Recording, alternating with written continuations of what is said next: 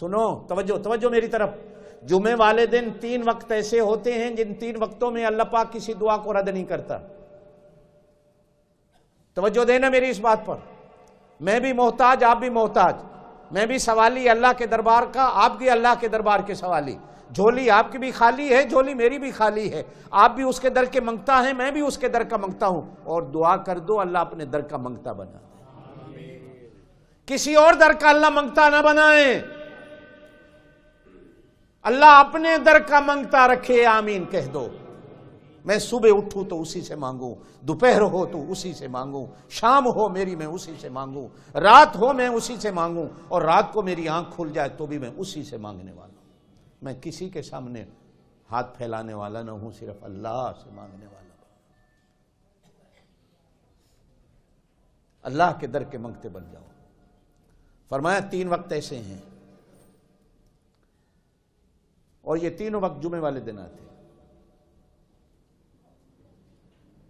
ان 3 وقتوں میں اللہ دعا کو ضرور قبول فرماتا. اللہ پاک نبی صلی اللہ علیہ وسلم نے فرمایا ایک تو فجر کا وقت ہے،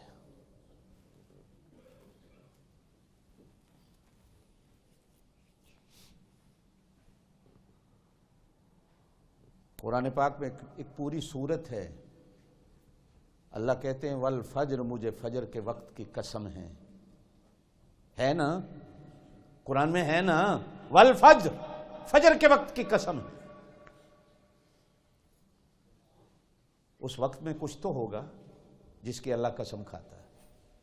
کچھ تو راز ہوگا نا اندر، کچھ تو شے پوشیدہ ہے، کچھ تو چھپا ہوا ہے جس کی اللہ قسم کھاتا ہے.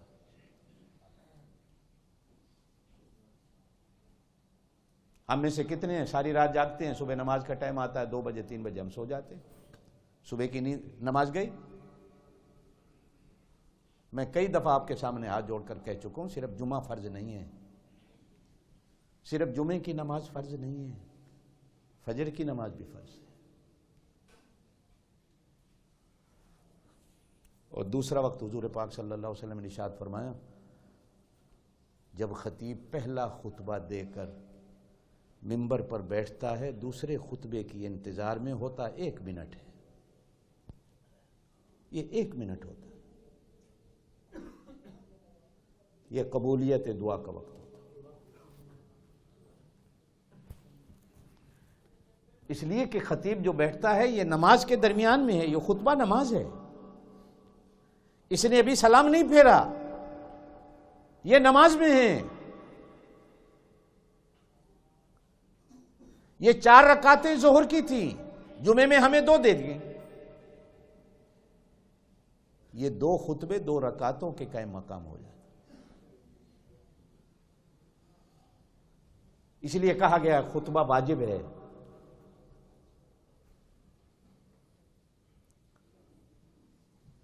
اور پھر تیسری حضور پاک صلی اللہ علیہ وسلم نے ارشاد فرمایا، جمعے والے دن عصر کی نماز سے لے کر مغرب تک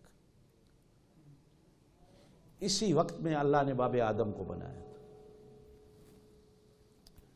اسی وقت میں اللہ نے باب آدم کو جنت میں داخل فرمایا. اسی وقت میں اللہ نے باب آدم کو جنت سے زمین پہ نازل فرمایا. یہ وقت اللہ کے ہاں بڑا قیمتی ہے. اور اس وقت کی بھی قرآن میں ایک پوری سورت ہے جس کو کہا گیا والعصر.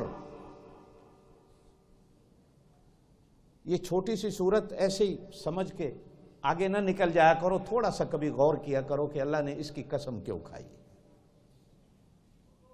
کچھ تو ہے.